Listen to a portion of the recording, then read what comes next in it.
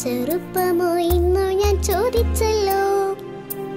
ഉന്നതനാം ദൈവം കുഞ്ഞായി വന്നിന്നും അപ്പമായി മാറിയെന്നും കുഞ്ഞിലെ ഞാൻ അറിഞ്ഞു, എന്നമ്മ പറഞ്ഞു തന്നു. നീലക്കുറിഞ്ഞിക്ക് നീല നിറം മിന്നിതെങ്ങനെ കിട്ടിയമ്മേ?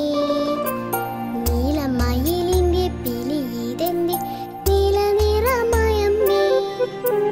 മനമിതെന്റെ മാറി നിറത്തെ കാണിച്ചിടുന്നതമ്മേ? മഴവില്ലിനു പിന്നിൽ ഞാൻ എഴുതിറങ്ങളെ കണ്ടിതു തീർച്ചയമ്മേ. മഴവില്ലിനു പിന്നിൽ ഞാൻ എഴുതിറങ്ങളെ കണ്ടിതു തീർച്ചയമ്മേ.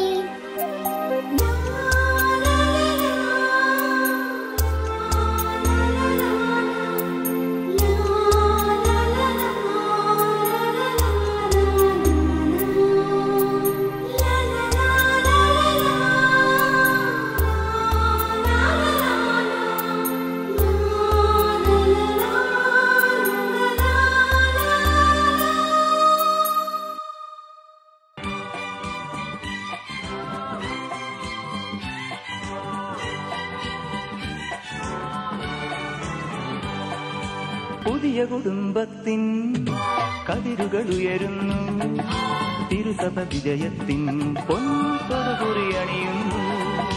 പുതിയ കുടുംബത്തിൻ കതിരുകൾ ഉയരുന്നു, തിരുസഭ വിജയത്തിൻ പൊൻതൊടുകുറിയണിയുന്നു. ദാമ്പത്യത്തിൻ വെള്ളിത്തേരിൽ പുത്തൻ മണവാട്ടി, സ്വപ്നം പോലെ മുന്നേറു നീ മണവാളൻ.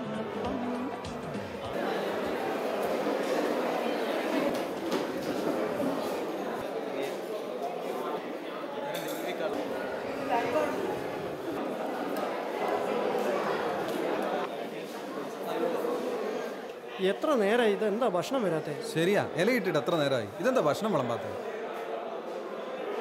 എല്ലാവരും ക്ഷമിക്കണം. കലവറയിൽ നിന്നും ഭക്ഷണ സാധനങ്ങൾ ചൂടോടെ പാത്രങ്ങളിൽ ഇവിടെ കൊണ്ടുവച്ചിട്ടുണ്ട്. പക്ഷേ ഭക്ഷണം വിളമ്പാൻ തവികൾ എടുത്തു വെച്ച ട്രേ എടുക്കാൻ മറന്നു. അതെടുക്കാൻ ആള് പോയിട്ടുണ്ട്, ഇപ്പൊ കൊണ്ടുപോകും.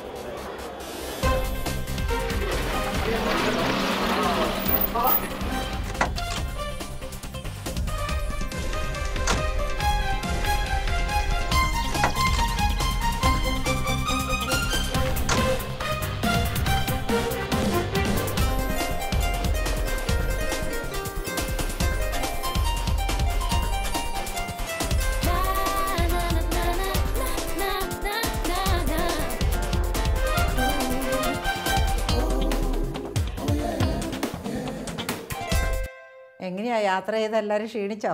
അതെ എൻ്റെ ചേച്ചി, ഒന്നും പറയാനില്ല. ഇതുപോലൊരു സദ്യ ഇതുവരെ കൂടിയിട്ടില്ല. അല്ലേലും ശരി, എന്തൊരു സദ്യയായിരുന്നു അത്. അതെ, സദ്യക്ക് കുറ്റമൊന്നും പറയണ്ട.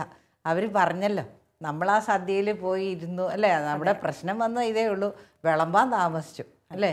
നമ്മളെല്ലാം പോയി അവിടെ ഇരുന്ന് ഇലയിട്ടു നോക്കിയപ്പം ഭക്ഷണം അവിടെ എല്ലാം റെഡിയാക്കി വെച്ചിട്ടുമുണ്ട്. വലിയ പാത്രത്തിലൊക്കെ എല്ലാ ഭക്ഷണവും തയ്യാറാക്കി വെച്ചിട്ടുണ്ട്.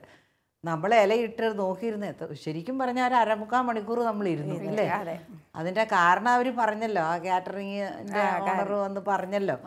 അതായത് എല്ലാം ഒരുക്കി, സാധനങ്ങളെല്ലാം അവർ ഭക്ഷണം തയ്യാറാക്കി വലിയ പാത്രത്തിൽ ചൂടോടെ കൊണ്ടുവന്ന് വെച്ചു. പക്ഷേ ഇത് വിളമ്പി എടുക്കാനുള്ള തവി സ്പൂണും ഒക്കെ വെച്ച ആ ട്രേ അവരെടുക്കാൻ മറന്നുപോയി എന്ന് പറഞ്ഞു. ഒരു സോറി പറഞ്ഞു. അപ്പോൾ ആ ഒരു കുറവ് അവിടെ അവരോട് മറവി വന്നതുകൊണ്ട് ആ ഭക്ഷണം അവിടെ വിളമ്പാൻ ഒരു താമസം വന്നത്. പക്ഷെ മനുഷ്യരെല്ലാം അങ്ങോട്ട് അവർക്ക് ബുദ്ധിമുട്ടായിപ്പോയി, ഭയങ്കരമായിട്ടങ്ങ് ഇതായിപ്പോയി അല്ലേ. വലിയ ബഹളം വെച്ച് തുടങ്ങിയായിരുന്നു സമയമായതുകൊണ്ട് എല്ലാവരും. പക്ഷെ എനിക്ക് അവിടെ ഇരുന്ന് ആ ഭക്ഷണം കഴിച്ചപ്പോൾ തോന്നിയതേ, ശരിക്കും പറഞ്ഞാൽ ആ തവികളുടെ ഒരു സ്ഥാനമല്ലേ നമുക്ക് ജീവിതത്തിൽ ഞാൻ ഓർക്കുമായിരുന്നു. അതെ, അതായത് ഇപ്പം ആ എല്ലാം ഒരുക്കി വെച്ചിട്ടുണ്ടായിരുന്നു അവിടെ. ഭക്ഷണമുണ്ട്, കഴിക്കാൻ ആൾക്കാരുണ്ട്, എല്ലാ സജ്ജീകരണങ്ങളും ഉണ്ട്. പക്ഷേ കഴിക്കാൻ പറ്റണില്ല അല്ലേ. അപ്പം ആ ഭക്ഷണം നമുക്ക് എത്തിച്ചു തരാനുള്ള ഒരു ഉപകരണം, അതിൻ്റെ ഇടയ്ക്കുള്ള ഒരു മീഡിയേറ്റർ പോലെ എന്ന് പറയാം അല്ലേ, അതില്ലാതെ പോയി. അപ്പോൾ ഈ നമ്മളിപ്പോൾ ശരിക്കും പറഞ്ഞാൽ ഒരു സദ്യ ഒരുക്കുമ്പോൾ നമ്മൾ പ്രാധാന്യം കൊടുക്കുന്നത് എന്നാ ഭക്ഷണത്തിന്, പിന്നെ അത് ഉണ്ടാക്കാനുള്ള വലിയ പാത്രങ്ങൾ, ഇതെല്ലാം നമ്മുടെ മനസ്സിൽ വരും. പക്ഷെ ഈ തവിക്കും, ഈ ചിരട്ടത്തവി ആണേലും സ്റ്റീൽ സ്പൂൺ ആണേലും അലുമിനിയം തവി ആണേലും ഇതിന് ഇത്രമാത്രം പ്രാധാന്യം ഉണ്ടെന്ന് ഇന്നാ സദ്യ പോയിരുന്നപ്പോഴാണ് മനസ്സിലായതല്ലേ. ശരിക്കും എല്ലാവരും അനുഭവിച്ചു അത്. അപ്പം നമ്മൾ നിസാരമെന്ന് പറയുന്ന സംഗതികൾക്ക് പോലും വലിയ സ്ഥാനമുണ്ടെന്നുള്ളതാണ് ഇതിൽ നിന്ന് നമുക്ക് മനസ്സിലാകുന്നത്. അപ്പം എനിക്ക് അന്നേരം തോന്നിയത് എന്നാന്ന് ചോദിച്ചാൽ, ശരിക്കും പറഞ്ഞാൽ ഈശോയുടെ സമ്പത്ത് മുഴുവനും ദൈവം റെഡിയാക്കി വെച്ചിട്ടുണ്ട് നമുക്ക് ഈ ലോകത്തിലുള്ള മുഴുവൻ ജനത്തിനും വേണ്ടുന്നതെല്ലാം ഈശോ കുരിശുമരണത്തിലൂടെ നേടിയെടുത്ത് നമുക്ക് വേണ്ടി ഒരുക്കി വെച്ചിട്ടുണ്ട്. ഇനി നമ്മുടെ ഓരോരുത്തരുടെയും ദൗത്യം എന്ന് പറഞ്ഞാൽ അത് സ്വീകരിക്കുക. ഈ ഒരുക്കി ഈശോ വെച്ചിരിക്കുന്നതിനെ എടുത്ത് നമ്മൾ മറ്റുള്ളവർക്ക് കൊടുക്കുക, പരസ്പരം പങ്കുവയ്ക്കുകയാണല്ലോ. അപ്പം നമ്മളെടുത്ത് കൊടുക്കണം. അപ്പോൾ ഈ വലിയ പാത്രങ്ങളിൽ ഭക്ഷണം ഉണ്ടാക്കി നിറച്ച് വെച്ചേക്കുമ്പോൾ അതിൽ നിന്നെടുത്ത് തവി കൊണ്ട് ഇങ്ങനെ കോരി കോരി ഓരോരുത്തരുടെ പ്ലേറ്റിൽ ഇട്ട് കൊടുക്കണം, അല്ലെ ഇലയിൽ ഇട്ട് കൊടുക്കണം. അതുപോലത്തെ ഒരു ദൗത്യമല്ലേ നമുക്ക് ശരിക്കും ഈശോ തന്നേക്കുന്നത്. അതെ, എല്ലാം ഈശോ ഒരുക്കി വെച്ചിട്ടുണ്ട്. നമ്മളിനി ഭക്ഷണം ഉണ്ടാക്കാൻ പോകണ്ട, എല്ലാം റെഡിയാണ്. കർത്താവ് ആത്മീയമായിട്ടും ഭൗതികവുമായിട്ടുള്ള സകല സമ്പത്തും നമുക്ക് ഒരുക്കി വെച്ചിട്ടുണ്ട്. കണ്ണ് കണ്ടിട്ടില്ലാത്ത രീതിയിലുള്ളത് സ്വർഗത്തിലും ഉണ്ട്, ഭൂമിയിലും ഉണ്ട്.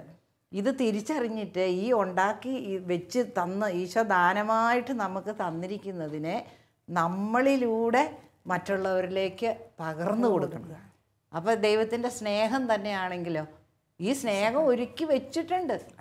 ഇനി ഇത് നമ്മളെടുത്ത് നമ്മൾ ആ തവിയുടെ സ്ഥാനത്ത് നിന്ന് അതങ്ങോട്ട് വിളമ്പി കൊടുക്കുക. ഇത്രയും നമുക്ക് ചെയ്യേണ്ട കാര്യമുള്ളൂ. അപ്പം ഇത് ലോകത്തിലേക്ക് നോക്കുമ്പോൾ ഇങ്ങനെയാണ്. ഇനി നമ്മൾ വീട്ടിലൊന്ന് ഓർത്ത് നോക്കിക്കേ. ശരിക്കും നമ്മൾ ചിന്തിച്ചാൽ നമ്മൾ പേരൻസ്, നമ്മളൊക്കെ മാതാപിതാക്കളുടെ സ്ഥാനത്ത് നിൽക്കുന്നവരാണ്. അപ്പം നമ്മളൊന്ന് ഓർത്ത് നോക്കിയാൽ ഈ തവികളുടെ സ്ഥാനമല്ലേ നമ്മുടെ സ്ഥാനം, അല്ലേ? കാരണം നമ്മുടെ കുടുംബത്തിലേക്ക്, മക്കളിലേക്ക്, ജീവിത പങ്കാളിയിലേക്ക് എല്ലാം തരാനുള്ളത് ഈശോ ഒരുക്കി വെച്ച് കഴിഞ്ഞു, ഒരുക്കി വെച്ചു. ഫ്രീ ആയിട്ട്, നമ്മുടെ അധ്വാന ഫലം കൊണ്ടൊന്നും അല്ലാതെ ഈശോയുടെ സ്നേഹം കൊണ്ട് എല്ലാം ഒരുക്കി വെച്ചു. ഇനി ആ ഒരുക്കി വെച്ചതിനെ നമ്മളെ അത് എടുക്കാനായിട്ട് ദൈവം ദൗത്യം തന്നു, ഭാര്യയായിട്ടും ഭർത്താവായിട്ടും അപ്പനായിട്ടും അമ്മയായിട്ടും. അപ്പോൾ ഈശോ ഒരുക്കി വെച്ചിരിക്കുന്ന ഈ സമ്പത്ത് അത് രണ്ട് രീതിയിലും ആകാം, ആത്മീയമായിട്ടും ഭൗതികമായിട്ടും ഉള്ള ഈ അനുഗ്രഹത്തെ സ്വീകരിച്ച്, ഈ കൃപയെ സ്വീകരിച്ചിട്ട് ഇത് നമുക്ക് കിട്ടിയിരിക്കുന്ന നമ്മുടെ മക്കളിലേക്ക്, ഈശോ നമുക്ക് തന്നിരിക്കുന്ന ജീവിത പങ്കാളിയിലേക്ക്, കുടുംബാംഗങ്ങളിലേക്ക് എടുത്ത് കൊടുക്കാൻ വേണ്ടിയുള്ള ഉപകരണമാക്കിയിട്ടല്ലേ ശരിക്കും നമ്മളെ എല്ലാവരെയും ഈശോ ഒരു കുടുംബത്തിലാക്കിയേക്കുന്ന അങ്ങനെയാണ്, അല്ലേ? അപ്പോൾ ഏത് കുടുംബത്തിലേക്കാണോ നമ്മളെ ഒരു ഭാര്യയായിട്ട് വിളിച്ചിരിക്കുന്നത്, ആ കുടുംബത്തിലേക്ക് ഈശോ ഒരുക്കി വെച്ചിരിക്കുന്നതിനെ എടുത്ത് അവരിലുള്ളവർക്കെല്ലാം കൊടുക്കുക. അപ്പം ഈശോയുടേതെല്ലാം നല്ലതാണ്, മോശമായിട്ടൊന്നുമില്ല. അപ്പം ആ അനുഗ്രഹം കൊടുക്കുക.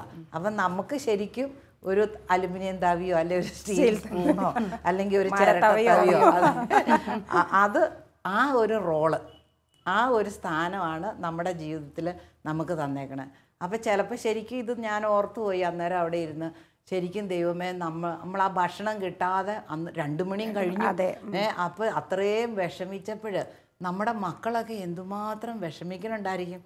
കാരണം ഈശോ ഒരുക്കി വെച്ചിരിക്കുന്ന ആത്മീയ സമ്പത്ത്, ആ സ്നേഹം അത് കിട്ടേണ്ട സമയത്ത്, അത് ലഭിക്കേണ്ട സമയത്ത് ആ കുഞ്ഞുങ്ങൾക്ക് നമ്മൾ കൊടുത്തില്ലെങ്കിലോ അതുങ്ങൾ വിശപ്പ്, ആത്മീയ വിശപ്പ് കൊണ്ട് അവർ ബഹളം ഉണ്ടാക്കും അവിടെ, അല്ലേ? ആ കിട്ടാതെ വരുമ്പോൾ കുഞ്ഞുങ്ങൾക്ക് ഉണ്ടാകുന്ന ഒരു വിഷമം, അത് നമ്മൾ തിരിച്ചറിയണം ശരിക്കും. അതുപോലെ ജീവിത പങ്കാളിക്ക്, നമ്മളൊക്കെ ഭാര്യമാരാ, അല്ലേ? അപ്പം നമുക്ക് ഭർത്താവിന് കൊടുക്കേണ്ടുന്ന സ്നേഹം ഈശോ ഒരുക്കി വെച്ചിട്ടുണ്ട്. ആ സ്നേഹത്തെ നമ്മൾ സ്വീകരിച്ചിട്ട് നമ്മളത് അവർക്ക് കൊടുക്കണം. അപ്പം ആ സ്നേഹം കൊടുത്തില്ലെങ്കിലോ അതിൻ്റെ പാളിച്ച കുടുംബജീവിതത്തിലുണ്ടാകും. കാരണം അത് കൊടുത്തില്ലെങ്കിൽ ഇപ്പം നമുക്ക് ആ കൃത്യസമയത്ത് ഭക്ഷണം കിട്ടാതെ വന്നപ്പോൾ എന്തുമാത്രം പ്രയാസം ഉണ്ടായി. അപ്പോൾ അത്രയും സമയം അങ്ങ് കടന്നു പോയപ്പോൾ സഹിക്കാൻ പറ്റുന്നില്ല എല്ലാവർക്കും, നല്ല ചൂടും. അപ്പോൾ ആ വിഷമം പോലെ ഈ ഭാര്യയിൽ നിന്ന് കിട്ടേണ്ടുന്നതായ ഒരു സ്നേഹമുണ്ടല്ലോ, ആ സ്നേഹം, ആ സ്വാന്തനം ആ ഇണയും തുണയുമായിട്ടുള്ള അവസ്ഥ അത് ഈശോ ഒരുക്കി വെച്ചിട്ടുണ്ട്. അതെ, നമ്മളിലുണ്ട്. പക്ഷെ ആ ഈശോ ഒരുക്കി വെച്ചിരിക്കുന്നത് എടുത്ത് കൊടുക്കുന്ന ഒരു തവിയായിട്ട് നമ്മളല്ലേ സ്പൂണായിട്ട് മാറുമ്പോഴാണ് അവിടെ തൃപ്തി വരുള്ളൂ. ആ സ്നേഹമാണെങ്കിൽ ആ സ്നേഹത്തിൻ്റെ തൃപ്തി അവിടെ വരുന്നുള്ളൂ. അപ്പം നമ്മൾ തവിയായി നിൽക്കുന്നുണ്ടോ, മക്കൾക്ക് അങ്ങനെ നമ്മൾ കൊടുക്കുന്നുണ്ടോ? ഇല്ലെങ്കിൽ ഇപ്പം എന്നാ ചെയ്യാൻ പറ്റും? ഇനി നമുക്ക് എന്നാ ചെയ്യാൻ പറ്റും? നമ്മളത് കൊടുത്തില്ലെങ്കിൽ കർത്താവിന്റെ സ്വപ്നം ഒന്ന് പൂർത്തിയാക്കാൻ ഇനി നമ്മൾ എന്താ ചെയ്യുക? അതെ, അതായത് അത് നമ്മൾ ചിന്തിക്കണം. അപ്പം നമുക്ക് ചെയ്യാൻ പറ്റിയിട്ടില്ലെങ്കിൽ ഉറപ്പായിട്ട് ഈശോയെ പറ്റിയില്ല, തെറ്റിപ്പോയി എന്ന് നമുക്ക് ഏറ്റു പറയാനായിട്ട് സാധിക്കും. അപ്പം അതുകൊണ്ടാണ് വചനത്തിൽ മത്തായിയുടെ സുവിശേഷം 9-ാം അധ്യായത്തിൽ 37 വിളവധികമോ വേലക്കാരോ ചുരുക്കം, അതിനാൽ വിളവിന്റെ ഭൂമിയിലേക്ക് വേലക്കാരെ അയക്കാൻ വിളവിന്റെ നാഥനോട് പ്രാർത്ഥിക്കുവാൻ. അതാണ്. അപ്പം ആ വചനം കറക്റ്റാണ്. അപ്പം വിളവധികം വേലക്കാരോ ചുരുക്കം. ഈശോ സകല വിളവും ഒരുക്കി വെച്ചിട്ടുണ്ട്. ഇനി ഇത് എടുത്ത് കൊടുക്കാനുള്ള വേലക്കാരാ ആ സ്ഥാനമായി ഈ തവികളുടെ സ്ഥാനം എന്ന് ഉദ്ദേശിക്കുന്നത്. ശരിയല്ലേ? അപ്പം വിളവ് അധികം ഉണ്ട്, നമ്മൾ കൊടുക്കാനുള്ള ഫീൽഡ് ഏറെ ഉണ്ട്. പക്ഷേ നമ്മൾ ചെയ്യുന്നില്ല. അപ്പം അതുകൊണ്ട് നമ്മൾ എന്നാ ചെയ്യാനാ പറഞ്ഞേക്കുന്നത്? നമ്മൾ പ്രാർത്ഥിക്കണം. പിതാവായ ദൈവത്തോട് നമ്മൾ പ്രാർത്ഥിക്കണം. നാഥനോട് നമ്മൾ അപേക്ഷിക്കണം. എന്തിനാ? ഈ സ്പൂണായിട്ടല്ല തവികളായിട്ട് കൊടുക്കാനായിട്ട്, കൊടുക്കേണ്ട സമയത്ത് ആ ദൈവിക സമ്പത്ത് കൊടുക്കേണ്ട അളവിൽ കൊടുക്കാനായിട്ട് നമ്മൾ ദൈവത്തോട് ചോദിക്കണം, പ്രാർത്ഥിക്കണം. അതാ ഈശോ പറഞ്ഞ് നിങ്ങൾ പ്രാർത്ഥിക്കും. ഇത് ആകണ്ടേ, ഇത് സ്വയം അങ്ങോട്ട് ആകാൻ പറ്റിയല്ലോ. അപ്പൊ ദൈവത്തിന്റെ ആ അനുഗ്രഹം മുഴുവനും വെച്ചു കഴിഞ്ഞു. അപ്പൊ അതിന് നമ്മൾ ദൈവത്തിന് നന്ദി പറയണം. ശരിക്കും പറഞ്ഞ എല്ലാം കർത്താവ് സ്വീകരിക്കാനുള്ള ഒരു കൃപയ്ക്കായിരിക്കും ഇല്ലേ ചേച്ചി നമ്മൾ പ്രാർത്ഥിക്കേണ്ടത്? അത് നമുക്ക് സ്വീകരിക്കണം. ഇത് ഈശോ ഒരുക്കി വെച്ചിട്ടുണ്ടെന്ന് അറിയുമ്പം നമുക്ക് ചോദിക്കാമല്ലോ. നിന്നിടത്ത് ഈശോ എല്ലാം ഒരുക്കി വെച്ചിട്ടുണ്ട്. അപ്പം നമ്മളത് ചോദിച്ച് മേടിക്കുക. പിന്നെ ഈ നമ്മൾ ചോദിച്ച് മേടിക്കുമ്പം നമ്മൾ ഈ തവിയായി നിൽക്കുമ്പം 1-2 കാര്യങ്ങൾ നമ്മളൊന്ന് ചിന്തിക്കണമെന്നല്ല. കാരണം ഈ തവിക്ക് അവിടെ ഒരു പ്രാധാന്യം ഇല്ല. തവിയുടെ സ്വന്തം കഴിവല്ല ഭക്ഷണം ഉണ്ടാക്കുന്നത്. ഭക്ഷണം അത് ഉണ്ടാക്കുന്നില്ല. അതിന് പ്രത്യേകിച്ച് ഒരു കഴിവുമില്ല, ഒന്നും ചെയ്യാനില്ല. ഭക്ഷണം ഒരുക്കി വെച്ചിരിക്കുന്നിടത്ത് നിന്ന് ഈ തവി കോരി എടുത്ത് മറ്റുള്ളവർക്ക് വിളമ്പി കൊടുക്കുന്നതേ ഉള്ളൂ. അപ്പം ഭക്ഷണം ഒരുക്കിയത് വേറെ, ഇത് കഴിക്കുന്നത് വേറെ. ഇതിൻ്റെ ഇടയ്ക്ക് നിൽക്കുന്ന ഒരു പണി മാത്രമേ ഉള്ളൂ. അപ്പം നമുക്ക് അത്രേ ഉള്ളൂ. ശരിക്കും പറഞ്ഞാൽ നമ്മൾ ശുശ്രൂഷകരാണേലും അങ്ങനെ തന്നെയാണ്. ശുശ്രൂഷ നമ്മൾ ചെയ്യുന്നു. ഈശോ ഒരുക്കി നമുക്ക് തന്നിരിക്കുന്ന താലന്തുകൾ, കൃപകൾ, അത് നമ്മളൊരു ഉപകരണമായി നിന്ന് ഈശോ നമ്മിലൂടെ പ്രവർത്തിച്ച് മറ്റുള്ളവർക്ക് കൊടുക്കുക.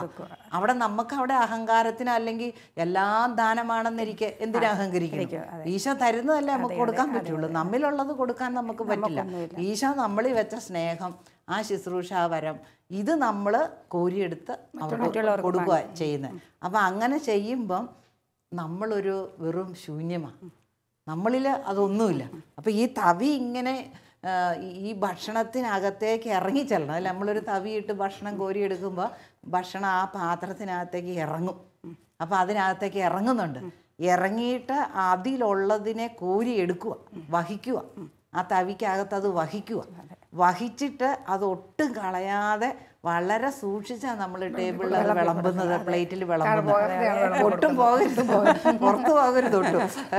ഈശോ പറഞ്ഞാൽ മിച്ചം വന്ന 12 കൊട്ടയിൽ ശേഖരിച്ചോളാൻ പറഞ്ഞാൽ ഒട്ടും പുറത്ത് കളയാതെ എടുക്കുക.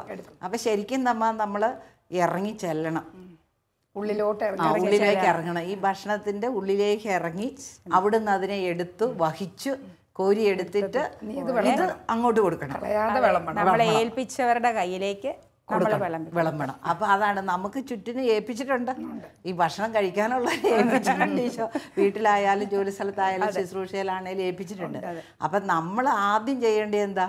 ഈ ഈശോയുടെ ഇതിലേക്ക്, ഈശോയുടെ സമ്പത്തിലേക്ക്, കൃപയിലേക്ക് ഇറങ്ങിച്ചെല്ലണം. നമ്മളിറങ്ങിയ ഞാൻ തവിയാന്നും പറഞ്ഞിട്ട് ഒന്നും ശരിയാവൂല. അപ്പം നമ്മൾ അതിനകത്തേക്ക് അങ്ങോട്ട് ഇറങ്ങണം. അങ്ങോട്ട് ഇറങ്ങി ചെന്നിട്ട് ആ കൃപയിൽ നിറയണം. തവി നിറച്ചെടുക്കണ്ടേ, നല്ല വൃത്തിയായിട്ട് കൊടുക്കാൻ പറ്റുള്ളൂ. ഇച്ചിരി അല്ലല്ലോ എടുക്കേണ്ടത്. അപ്പം നമ്മൾ നിറയണം. നമ്മൾ നിറഞ്ഞിട്ട് അതെടുത്ത് മറ്റുള്ളവർക്ക് കൊടുക്കുന്നു. അപ്പം നമുക്ക് വേറെ പ്രശ്നമൊന്നുമില്ല, ഒരു കേടുപാടില്ല. അപ്പം ആ ലെവലിലേക്ക് നമ്മൾ വളരുക. അല്ലെ വളരാൻ വേണ്ടി നമ്മൾ പരിശ്രമിക്കണം. ഈശോയെ എനിക്ക് നിന്റെ ഒരു ഉപകരണമായി തീരാനുള്ള ഒരു കൃപ കിട്ടണേ എന്ന് നമ്മൾ പ്രാർത്ഥിക്കുക ചെയ്യേണ്ടത്. അല്ല അതിപ്പോൾ ഇപ്പം നമ്മുടെ മക്കൾക്ക് ഇവിടെ പിള്ളേർക്ക് അതൊന്നും അറിയത്തില്ല. അവർക്ക് ഇപ്പോൾ എന്തെങ്കിലും ഒരു നല്ല താലന്തുണ്ട്, അവർക്കൊരു കഴിവൊക്കെ ഉണ്ടെങ്കിൽ ആ കുഞ്ഞുങ്ങൾ ചിലപ്പോൾ അതിലറിയാതെ അഹങ്കരിച്ചു പോകും. അപ്പോൾ ഒരു നല്ല പാട്ട് പാടാനുള്ള ഒരു കഴിവുള്ള ഒരു കുഞ്ഞാണെങ്കിൽ അവൻ ആ പാട്ട് പാടി അഭിനന്ദനം എല്ലാം കിട്ടുമ്പം ഇത് എൻ്റെ മെടുക്കാണ് എന്നുള്ള ഒരു കൊച്ചിൻ്റെ ചിന്ത ഇത് ഞാൻ പഠിച്ച പാട്ട്, ഞാൻ ഇത്രയും കഷ്ടപ്പെട്ടുണ്ടാക്കിയ പാട്ട് ഇതാണ്. പക്ഷെ അവന് ജനിക്കുന്നതേ ഈശോ അവൻ്റെ പാത ഒരുക്കിയിട്ടുണ്ട്. അപ്പൊ അവനൊരു താലന്ത് ഈശോ കൊടുത്തിരിക്കുക, പാടാനുള്ള ഒരു കഴിവ്. ആ കഴിവ് ഒരു അഭിഷേകമാക്കി ഒരു കൃപയാക്കി ഈശോ അവന് വെച്ചിരിക്കുക. ആ വെച്ചിരിക്കുന്നതാണ് ഇവനെടുത്ത് മറ്റുള്ളവരിലേക്ക് കൊടുക്കുക, ആസ്വാദനം. അപ്പൊ ഈശോയിൽ നിന്നുള്ളതെടുത്ത് മറ്റുള്ളവർക്ക് കൊടുക്കുമ്പം അത് മറ്റുള്ളവർക്കും ഒരു അഭിഷേകമായി മാറുക. അപ്പൊ വെറും പാട്ടല്ലത്. അപ്പൊ അങ്ങനെ തിരിച്ചറിഞ്ഞ് നമ്മുടെ മക്കള് ശുശ്രൂഷകരാവും. കാരണം അവരും കുഞ്ഞുനാൾ മുതൽ തിരിച്ചറിഞ്ഞ് എല്ലാ സമ്പത്തിന്റെയും ഉടയവനായ കർത്താവിനെ നമ്മൾ സ്തുതിച്ച് ചെയ്യുമ്പോൾ ഇത് ഒരു അഭിഷേകമായിട്ട് മാറും. അപ്പൊ അത് ഇതുങ്ങൾക്ക് എവിടുന്ന പ്രാക്ടീസ് കിട്ടണേ? അതല്ലേ ഇപ്പൊ ശരിക്കും പറഞ്ഞാൽ അമ്മമാരിൽ നിന്ന് ഏറ്റവും കൂടുതൽ മക്കൾക്ക് കിട്ടുന്നത്. അപ്പൊ നമ്മൾ ഇതായി അനുഭവിച്ച് ആസ്വദിച്ച് തിരിച്ചറിഞ്ഞിട്ട് ഇത് ബോധപൂർവം മക്കൾക്ക് പറയുമല്ല, കാണിച്ചു കൊടുക്കണം. നമ്മളിൽ ജ്ഞാനമില്ലെങ്കിൽ നമുക്ക് പറഞ്ഞു കൊടുക്കാനും അറിയത്തില്ല. ജ്ഞാനം നമുക്ക് കിട്ടണമെങ്കിൽ ജ്ഞാനത്തിന്റെ പുസ്തകം 1-ാം അധ്യായം 4 പറയുന്നുണ്ട്, ജ്ഞാനം കപട ഹൃദയത്തിൽ പ്രവേശിക്കുക, പാപ ശരീരത്തിൽ വസിക്കുക. അപ്പൊ ഇത് 2 കണ്ടീഷനാണ്. അപ്പൊ നമുക്ക് അമ്മയ്ക്ക് ജ്ഞാനം ഉണ്ടെങ്കിൽ നമ്മൾ തവിയാണെന്നും ഇത് കോരി കൊടുക്കലാണ് നമ്മുടെ പണിയെന്നും ഇതിൽ അഹങ്കരിക്കാനില്ലെന്നും ഇത് മക്കളൊക്കെ പഠിപ്പിച്ചു കൊടുക്കണമെന്നും പറയാൻ പറ്റും. അപ്പോൾ നമുക്ക് നമ്മുടെ ജോലി ഭാരത്തെ കുറിച്ച് കംപ്ലൈന്റ് ഉണ്ടാവില്ല.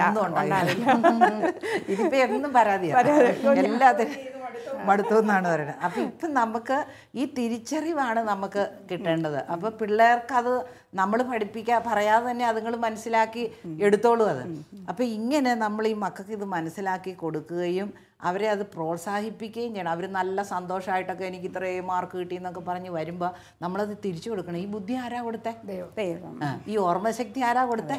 ഇത് ഇവനിൽ ഉള്ളത് കൊണ്ടല്ലേ ഇവന്റെ ഓർമ്മ വർദ്ധിപ്പിക്കുക. ഇപ്പം എല്ലാവരും പറയും ടെക്നിക്കലായിട്ട് അങ്ങനെ ചെയ്യുന്നതൊക്കെ പറയും. പക്ഷെ അങ്ങനെ ചെയ്തിട്ട് എന്തേരം പിള്ളേര് മറന്നു നമ്മൾ തന്നെ എന്തെല്ലാം പറഞ്ഞു. അപ്പം ഇത് ഈശോ ഇവന് ആ ഒരു എല്ലാത്തിൻ്റെയും ദാതാവ് ക്രിസ്തു ആണെന്നുള്ള ഒരു ബോധ്യം അവരുടെ മനസ്സിൽ കിട്ടിയിട്ട് ഇതെനിക്ക് ഈശോ തന്നതാണ്, എൻ്റെ ഈശോ എനിക്ക് തന്നിരിക്കുന്ന ദൗത്യമാണ്, ഇത് മറ്റുള്ളവർക്ക് കൊടുക്കാനാണെന്നുള്ള ആ ഉള്ളിലുള്ള ഒരു ബോധ്യം അത് കിട്ടുമ്പോൾ എളിമ വരും നമുക്ക്. കാരണം ഇത് എൻ്റേതല്ല മിടുക്കല്ല, എൻ്റെ ഓർമ്മശക്തി നിലനിൽക്കുന്നത് എൻ്റെ മിടുക്ക് എപ്പോൾ വേണേലും നഷ്ടപ്പെടാം. ഓർമ്മശക്തി ദൈവത്തിൻ്റെ ദാനമാണ്. അതാണ് ദൈവത്തിൻ്റെ ദാനമാണ് ഇതെന്നുള്ള ഒരു ബോധ്യം മക്കളിലേക്ക് നമ്മൾ കൊടുത്തു കഴിഞ്ഞാൽ പിന്നെ നമ്മൾ രക്ഷപ്പെട്ടു. അഹങ്കാരം ഉണ്ടാകുകയല്ല. ഇപ്പം സ്കൂളിലൊക്കെ എന്ന് പറഞ്ഞാൽ ഒരു കൊച്ചിൻ്റെ നോട്ട്ബുക്ക് മറ്റേ കൊച്ചിനെ കാണിച്ചു കൊടുക്കില്ല, അത്ര വാശിയാ. എന്തൊരു കഷ്ടം. ഒരു കൊച്ചൊരു ക്ലാസ്സിൽ വന്നില്ലെങ്കിൽ ആ കൊച്ചിനെ പിറ്റേ ദിവസം ചെന്ന് ആ നോട്ട്ബുക്ക് ഒന്ന് തരാൻ പറഞ്ഞാൽ കുടിക്കുകയല്ല പിള്ളേർ. അതൊക്കെ എന്തൊരു ഇതാണ്. അപ്പം ആരുടെയും മെടുക്കല്ല, ദൈവത്തിൻ്റെ ദാനമാണ്, കൃപയാണ്, അനുഗ്രഹമാണ്. ആ അനുഗ്രഹം ഒരുക്കി വെച്ചിട്ടുണ്ട്. അത് എന്നിലൂടെ ഞാനൊരു ഉപകരണമായിട്ട് നിന്ന് മറ്റുള്ളവരിലേക്ക് പകർന്നു കൊടുക്കുകയാണ് എന്നുള്ള ഒരു സത്യം അവരുടെ ഹൃദയത്തിലേക്ക് തിരിച്ചു കൊടുക്കണം. അപ്പം നമ്മൾ മനസ്സിലാക്കണം, സ്വർഗീയ പിതാവ്, ആ പിതാവ് എത്ര സ്നേഹമാണ്.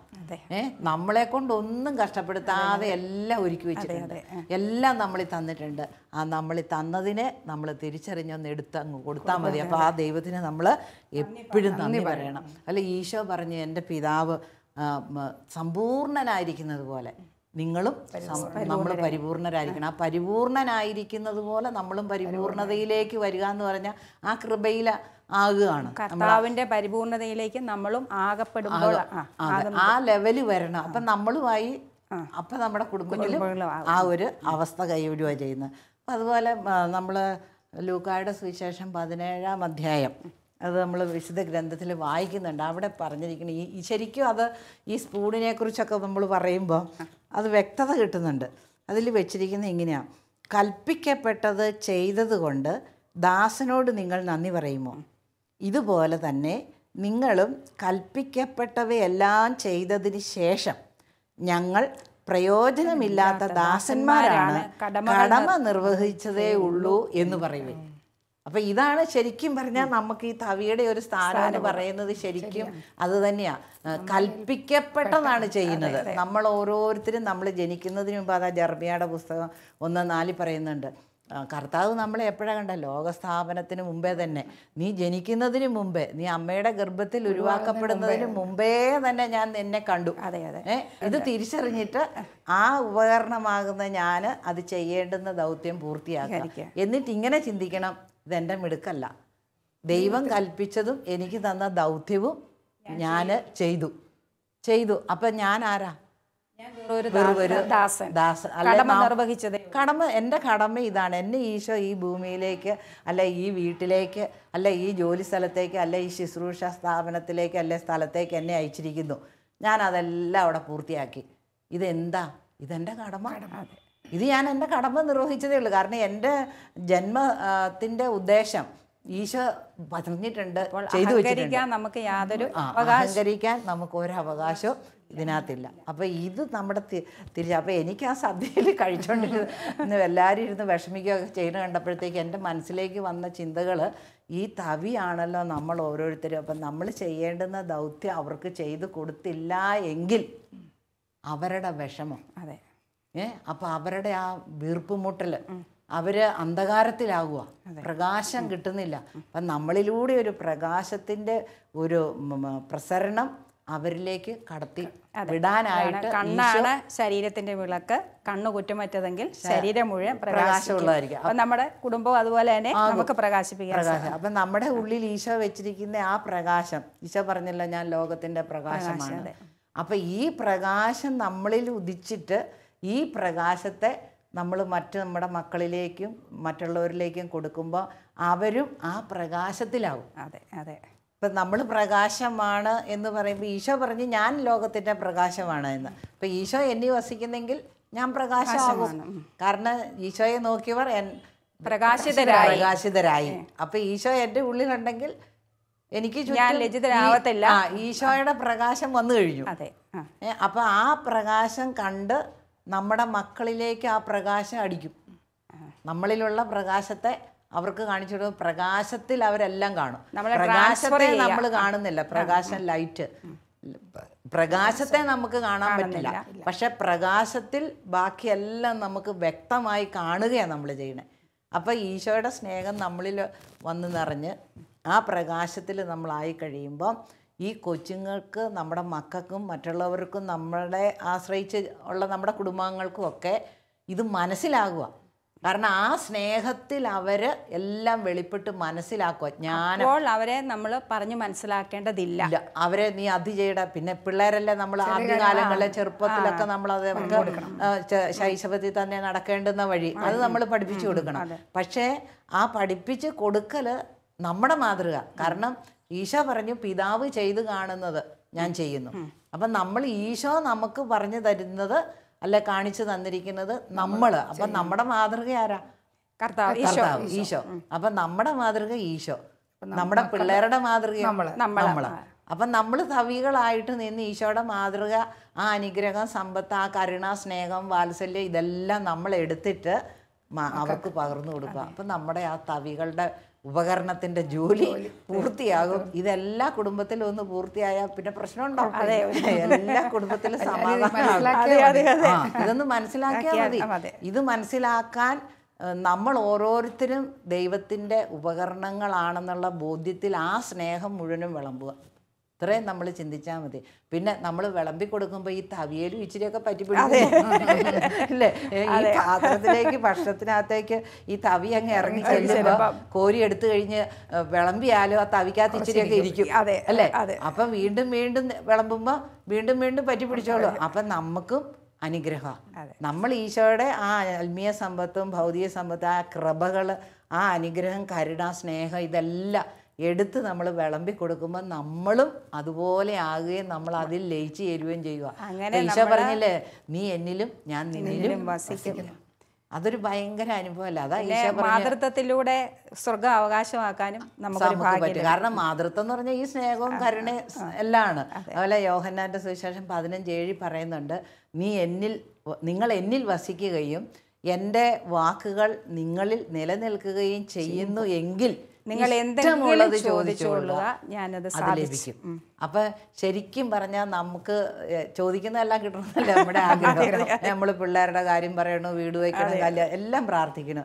ഈശോ പറയുക 2 കണ്ടീഷനേ ഉള്ളൂ, നീ എന്നിൽ വസിക്കുക, എൻ്റെ വചനം വാക്കുകൾ നിന്നിൽ നിലനിൽക്കണം. അതിൻ്റെ അർത്ഥം തന്നെ നമ്മൾ ഒന്നാണ്. അതെ, നമ്മൾ ഈശോയിൽ ഒന്നായിരിക്കുക, ഈശോയുടെ ഉപകരണമായിട്ട് നിന്ന് നമ്മൾ മറ്റുള്ളവരിലേക്ക് പകർന്നു കൊടുക്കുക. ഇതാണ് എനിക്കിന്ന് ആ ഭക്ഷണം അത്രയും പ്രശ്നം അവിടെ ഉണ്ടായപ്പോൾ എനിക്ക് അതിൽ നിന്ന് മനസ്സിലായത് അതാ. അപ്പൊ ഇത് നമ്മൾ തിരിച്ചറിഞ്ഞപ്പോ ഇപ്പൊ നമുക്ക് അവരെ ആരെയും പറയാൻ ചേച്ചി ഇത് പറഞ്ഞു മനസ്സിലാക്കിയപ്പോ ഞങ്ങൾക്ക് നല്ല ബോധ്യമായി. ആ ക്ഷീണമൊക്കെ മാറിയില്ലേ? എന്നാ ഇനി നമുക്ക് എന്നാ പിരിഞ്ഞാലോ? അതെ, നീ ഇപ്പൊ വീട്ടിൽ ചെല്ലണം അല്ലേ? ശരി എന്നാല്.